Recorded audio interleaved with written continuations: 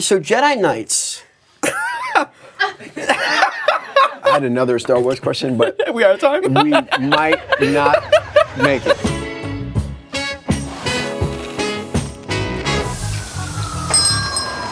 What's going on, guys? I'm Speedy, and for the first time ever, welcome to Slice Joint. Our special guest today is none other than Gaten Matarazzo. What's up? What's up, man? How are you? I'm really well. Thank you for having me. No, we are honored to have you. The premise of the show is that essentially some of the greatest, most unfiltered conversations happen at a pizza shop that looks just like this. I would agree. We have a beautiful pie here It's a great in front of pie. us. The key is, though, you're not actually allowed to eat it. It's just here Dude, to that would be so make you mean. feel Is that miserable. real? No, I'm just Oh, playing. man, that would be No, so please, feel free, dig Should we in. go right for Let's it? do it. Let's grab a I can't slice. wait to.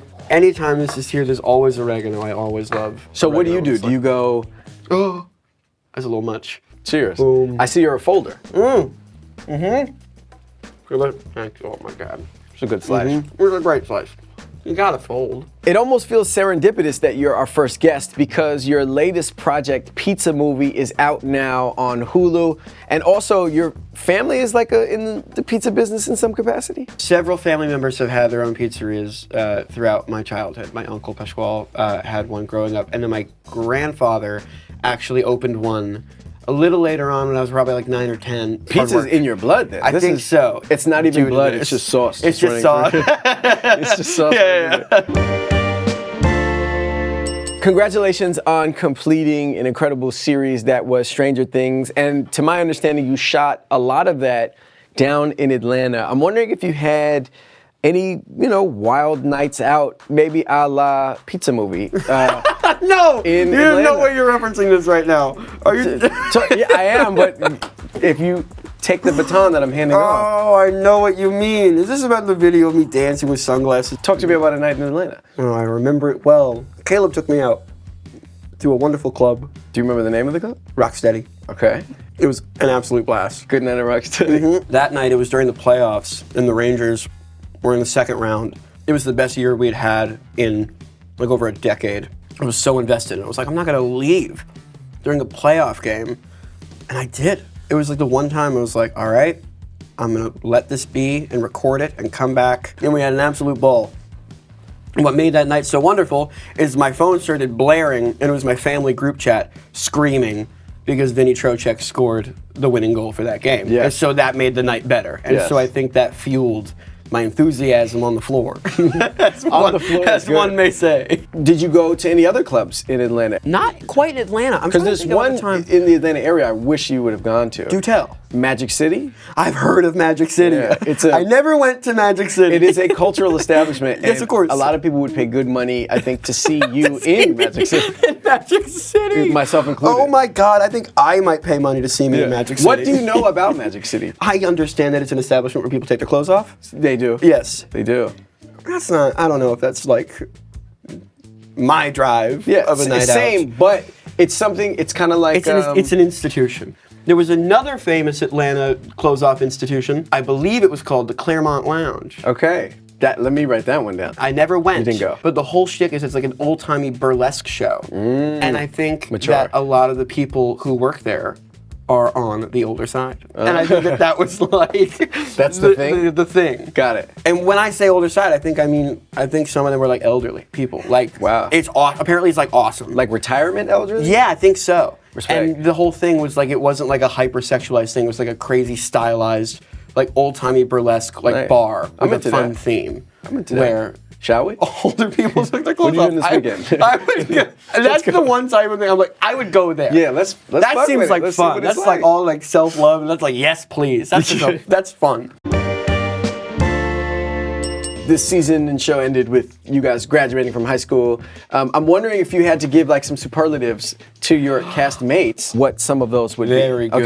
good. All Yeah, right. shoot. Most popular. Most popular across the board. They're all pretty social people. So they all make friends very easily. I'm gonna say Caleb. Caleb, most Yes, popular. I like that. I think so. Okay. Most likely to succeed. I'm gonna say Finney because Okay. he's dipping into so many different worlds. He's Respect. already feature debut already. He's already a filmmaker. He already Yeah. has several albums out. He's still acting. It's like he has opportunities across many mediums of being able to succeed, which he's already doing. Yes. Which is really exciting. Class clown. I'm going Noah there. Okay. I think Noah's class clown, for sure. All right. And lastly, most changed. Most changed. Don't laugh at me. I'm curious. Haven't we all? It was the most formative years of our lives. We have, but some more than others. Some more than others. I think Millie's a mom and married. So Millie. That's pretty change. That's the craziest change Doesn't that get more one can change like. than That's that. like the biggest change one can go through is becoming a parent. Yeah. Okay. So I'll go with Millie. Shout out to Millie. It still is. It's as really cold good as it shit. is. It is Cold actually pizza's time and place. There's always a good spot for it. Breakfast? Come on. So let's talk about the new joint. It's called Pizza Movie. I know that there's some college kids trying to track down a pizza. So the whole bit of it is these two young lads who are they're having a Irish terrible lads. day. Yes, indeed. They end up taking this fictional, experimental, psychedelic drug. We think we're gonna have a good time, and we don't know that if we do not eat pizza before we take these, that we will go on a hellish nightmare of a trip, which is what ensues. And so we're on a mission to go downstairs to retrieve a pizza that we've ordered. Just 2 flights. And it, you know, as stoner comedies go, it takes quite some time. Yeah, I might imagine. What was like the research behind preparing for this role? You know, you're taking psychedelics in the movie. Was there? Not in the immediate lead up, I wouldn't say. Okay. But at some point in life, right? At some point in life. I think you have this image of being like the most wholesome guy ever. And I see Thank right you. through that shit, man. I'm like, yo, I know this kid's had at least a night where he's done some things that maybe we wouldn't expect kids to do. Nothing that would really shock people. Nothing that's like out of the ordinary of what like normal high school kids would be do. getting up But to. maybe, you know, we've all had our nights. Just ones that like my dad would be like, really? Right. That was the whole thing. And he was a stickler about it, for sure. One time, my brother and I had been caught smoking weed. I was gonna say red-handed, but maybe red-eyed. Yeah, caught red-eyed. And the way he punished us for it was really funny, where he made us go around the immediate neighborhood where we lived and pick up the trash off of the sides of the roads.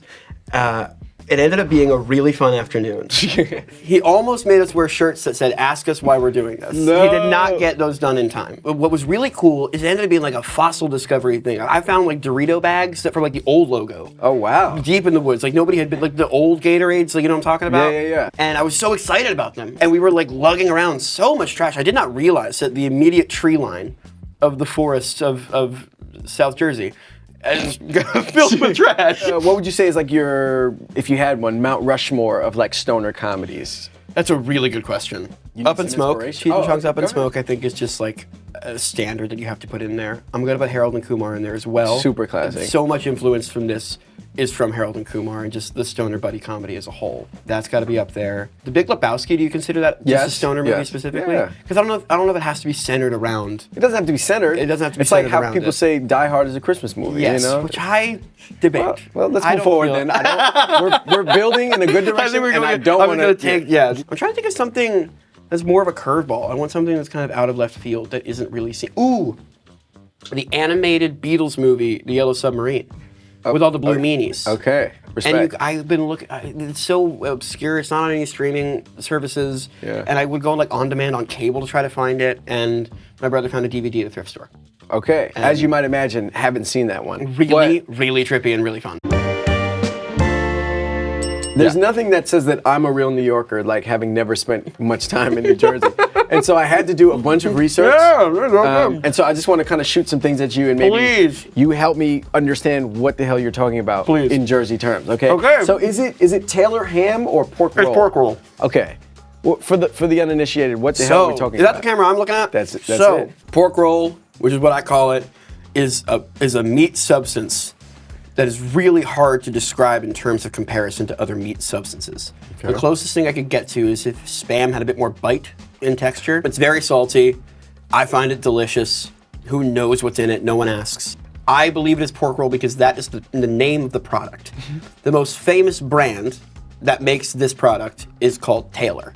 Taylor Got it. makes pork roll. Got it. And so the colloquial term that has been created, usually in North Jersey, is called Taylor ham. But the actual product that Taylor themselves calls it on the label is pork roll.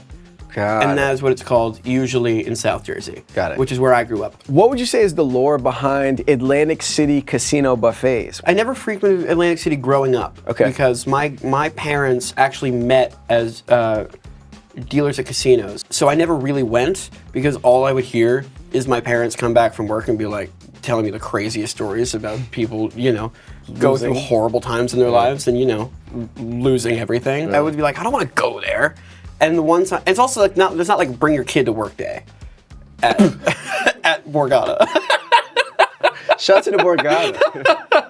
I know some people have like a blast doing it, but like I just never enjoyed the idea, so I never frequented an Atlantic City buffet. Okay. Are they at casinos or just in general places? They're just at the resorts. Like the Borgata has one, like Harrah's has one. My dad worked in Harrah's. I love a buffet. Yeah. I do too. If I knew there were buffets at these establishments, maybe I would have frequented them more. Sometimes you gotta hit the carving station. Get you that. Oh my gosh, do you get to hold the knife? You don't. No. I want to be the judge of my slice. I respect that. I know now, though, it's been a few years that you've lived in New York. Yeah. I know there was a period where maybe you didn't love New York. You were spending a lot of time around Times Square and maybe the Broadway area. That's all I knew. I would go into Port Authority on the bus.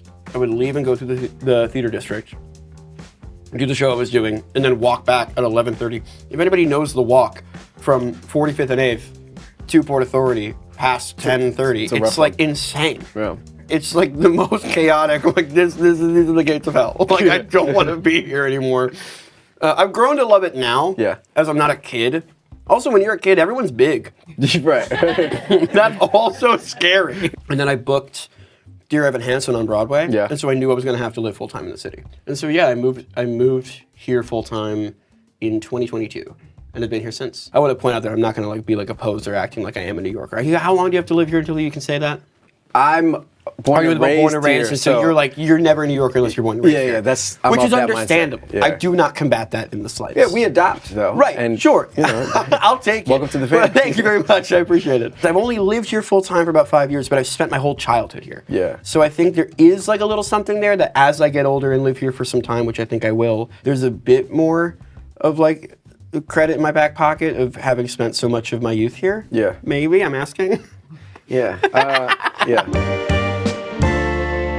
I know you can get long-winded when we talk about this topic right here. Star Wars. Yes. I know you've got like a sprawling lightsaber collection. Sure do. I've seen other people ask you like, what's your favorite one? What's the rarest one? What is like the price of one? And what's your collection like? It varies. Okay. What I love is that I know this caveat.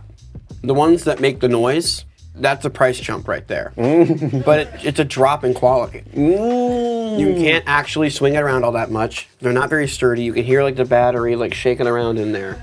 And it's just not where you can make the noises yourself. We all do it anyway. The stunt sabers, that's what they're called. Yes. Those are pricey because those are designed to be clashed around. You're supposed to duel with those. Okay. They are designed to be flung around, and the hilts, the handles, are quite sturdy. I did not tell, I was a child at this time, but I was employed. And I could use my money for what I wanted to, damn it. And I bought one that I still have that was like $600.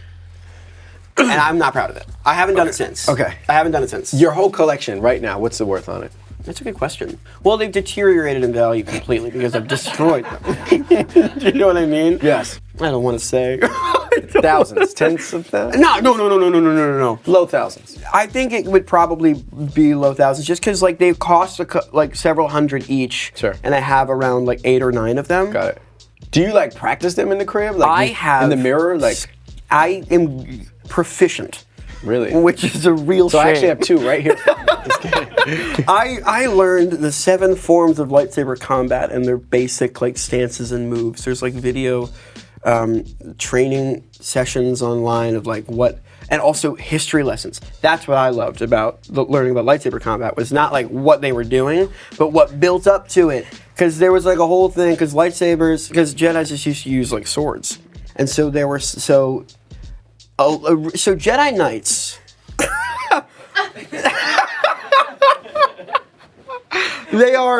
They are monks, but there are different forms of lightsaber combat that became way more oriented in lightsaber to lightsaber combat during the Sith Wars, and then others were designed around crowd control blaster fire because they weren't coming across other lightsaber wielding foes for a very, very long time. And so they were less, that's why they were kind of Different getting cut events down. throughout the history of the Republic influenced different fighting styles. And one was automatically became kind of a response to the Because one they prior. They were out of practice. And then when the Clone Wars started, they got better because they knew they had to be. I had another Star Wars question, but We are time. we might not make it. I know you're a big hockey guy. Yes, I am a big hockey guy. Yes. What's a bigger flex for you? Like opening Netflix and seeing yourself in like the #1 trending show, or seeing yourself on the Jumbotron like at a Rangers game? I get a bit of secondhand embarrassment when I'm on the Jumbotron. I will admit the process that comes along with that. So I have season tickets. I'm a very big fan. It's like I don't splurge on many things, and that's one thing that I do. So I usually sit there. But if I have like a family's coming up and there's more people than the seats because I have 2, then sometimes I will make a phone call. And the caveat is you can come and sit but you where have there's to. more seats behind the bench, but you gotta plug. I'm like, absolutely. I'm there for you no matter what. They'll do the post after the games and like there'll be a picture of me like, look who came to the game, and all I see is who? Who is this kid? Fuck this guy. Like, yeah, all right, I understand. And so I've been there enough to where now when they show me, I'll just hear a general, I'll hear like a groan the minute my video starts playing. So progressively when I'm there, the wave has become more apologetic. What would you say is more nerve-wracking, like opening night, Broadway show, or performing the national anthem? Anthem. Anthem. Every day of the week, because if you get it wrong, like, what? Is this guy even American? Fake American. Fuck is he from? There's so much pressure with the anthem. I know a lot of times people are like, this is my moment to sing in front of a big crowd. I don't get this opportunity a lot. Less is more with the anthem. I'll hear some anthems and they're doing too much. Yeah, the runs. They're doing the runs. Just they're give it to riffing us. through it. And I'm like, absolutely. If you've got it, if you've got the tools, I want to hear them. For The sure. problem is if you don't have the tools and Don't have the try tools to. and you try to give it a go. What's weird is that you can't really hear yourself in a big stadium like that. So if you're riffing and running, then you can kind of lose your place, and maybe best case scenario, you can lose tempo, but worse, you forget what key you even started in. And I've heard it happen. I'm Yikes. like, no. And then- I can see it before it starts. I can see their eyes light up. And I can see the sweat and the shaking and the looking around. I'm like, they're unsure of themselves. And it's really scary. I know you're the type of guy to be up 2 a.m. crushing YouTube videos. Yes, I am. It's a stand-up bad comedy habit. is like your thing. Yeah, for sure. If you needed to laugh right now, you're sad, Rangers just lost, you need to pick me up. Old reliable YouTube channel. It's a great or one. Josh Johnson's channel is great. Josh Johnson? Josh Johnson's great because I've never seen somebody just take current events and almost TED Talk his way through a set in a weird way. It's not as though it feels like prepped material. It doesn't feel like I have jokes ready to go. He's just very insightful and very naturally engaging. It's almost like you forget you're watching a comedy show, and then there's a punchline, and it's Got just it. always delightful, and it's always built up nicely. And he hosts a daily show occasionally as well, and he's very good at it. I'm a fan of his. Do you have a YouTube channel? Have you ever made some YouTube videos? You know what's crazy? I did. I didn't ever post. I Okay, was but- planning on doing it. Thank God I didn't. What were the videos My of? brother and I had a channel that was called the M&M Brothers, Okay. as that is the first letter of our last name. And we had a little profile picture that is still up there. And people can see it. We never posted anything. So there's 0 videos on there. 0 videos. How many on subscribers it. you got? Probably like 1,000. Okay. Because people found it and were like, I think that's the guy from Stranger Things. And then, like, That's that guy I see on the Jumbotron at the That's Rangers Ranger games. game. but I don't hate know that his guy. name. There we go. Yeah.